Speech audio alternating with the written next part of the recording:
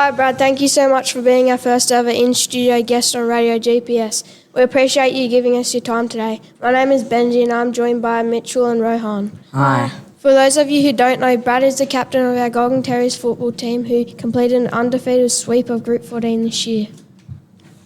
Thanks boys, thanks for having me on. It's nice to be the first person to be in-house. I think it's good that someone from Gulgong will be the first person in-house, so thanks for welcoming me on. How did it feel to win the Group 14 premiership this year? Yeah, obviously it's an incredible feeling to work so hard throughout the year. Obviously that's your goal at the start of the season, to try to win the comp, and to do that, it was really special for not only the club, but the town and our junior league and our whole region. And going undefeated for the year, what cups did you win? So we won the Baronia Cup, so that goes to, you can only lose that trophy at home. So if you win all your games, whoever held it from the year previous, if they beat the other team at home, then they get to take it home. So Narromine had it, and I think we beat them in the second round at Narromine to bring it home, and then we only had 2 more home games. So if we had lost one of them home games, the team that beat us would have took that Baronia Cup. And then we won the Castlereagh Cup, which was just what our comp is called.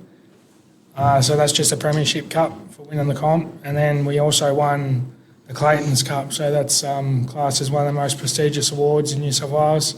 Goes to the best performed country New South Wales rugby league team. So generally, if you go through undefeated, you're in the running to win the Clayton's Cup. And we were lucky enough to go through undefeated and win that prestigious award. So it was pretty special, like I said, for our whole community, not just our club. The grand final was really tight with a 10-4 win over Cobra. How did you feel during the game? Were you stressed or were you calm? Parts I was calm. We scored the first try, so I was calm for a bit there, and then I think it was 4-0 we were winning, or 6-0 we were winning, and then just after half time they scored a try, and then I obviously got a little bit nervous there, and I remember after they scored the try on our right hand edge, we had a bit of a chat about what we had to do to try to make sure we stay in front, and then once we had a bit of a game plan and we knew if we held the footy and played through the middle that we'd get another try, and then once we scored that last try, I think after that there was 7 minutes to go, and I was pretty confident in all the work that we put in throughout the year that we'd get the job done, and now the rest is history. Being the captain leader is a big responsibility. What do you think the responsibilities of being a leader are? That's a really good question.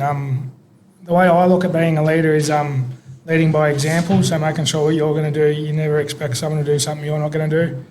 I think being positive in everything you do, the way you look at things. I think your demeanour and your attitude towards things. So I'm big on being positive and talking about positive and talking about being successful. So I think any successful sportsman would probably reiterate what I've said, that if you go and anything you do, whether you're at school, whether you're playing footy or whether you're just running around the track, or if you want to be successful and you have the mindset that you want to be successful and you want to try your hardest, like the old saying goes, hard work beats talent any day of the week. So if you're going to work hard and be positive in everything you do and remain with a good mindset, I think it goes a long way to being a really good leader and obviously getting the results as well.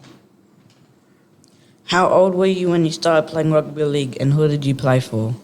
I think I was 4 years old when I started playing, and at the time I lived in Wagga Wagga, and I played for Turvey Park Wanderers.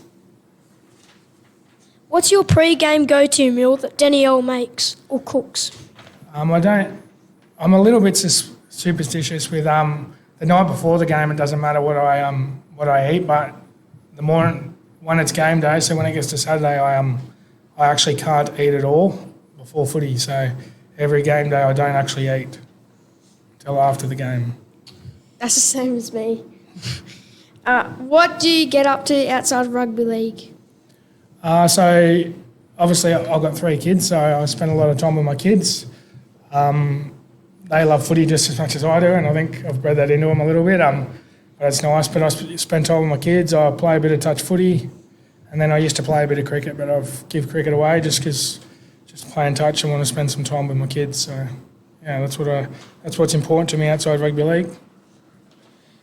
Do you have any advice to young kids who want to be a league player or just to be successful in life? Yeah, like I've touched on before, it's about your mindset and how hard you're willing to work. And I'm a big believer in, if you're at home and you think everyone else is resting and you want to achieve something, if you go out and put the work in while everyone else is resting, I think, and be positive about it and keep challenging yourself to be better, I think that goes a long way in being successful in no matter what you do, I think. Who would you like to see us interview on our podcast? Maybe try to get an ex-NRL player or another NRL player would be pretty cool. Anything else we might have missed or you would like to add? No, nothing except for, like I said at the start, that it's a privilege to be the first in-house guest on the show, and I just wanted to thank the Gulgong community and especially the kids at Gulgong Public School that I remember after our grand final when the hooter went 10-4 and I looked up at the crowd and the first kids that I seen running on the field or first people I seen running on the field was kids from Gulgong Public School and Gulgong Junior League. So it's really nice to accomplish something not only as a club but as a town and as a community and see all the kids being involved just as much as us. And I had a lot of comments off a lot of the first grade boys and a lot of the junior league guys got some posters that were made of us and went around and got our signatures. And it might seem so little or so insignificant to some people, but to all the boys, I really appreciated that. And I think it just took them back in perspective a bit and showed how much it actually meant to the town and our juniors, because our Gulgong Junior League is the lifeblood of our senior league, and without that and without our community, nothing really happens. So. I've got a quick question. Would you like to play the best team, Mudgee Dragons, at the start of next season? I suppose it's something that we normally play Mudgee Dragons every year. Normally it's like a reserve grade thing, but the last couple of years it's fallen down a bit. So what normally happens is it gets organised by whoever the coach is or the committee. So that'll be a decision for next year to see who coaches and who's on the committee. But I think it's pretty even between Mudgee and Gulgong in the game, so I don't know if they're the best. They didn't win the comp.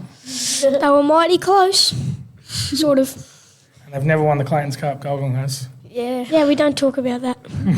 Thanks so much for your time. We loved having you as a guest on our podcast show. No worries, thanks.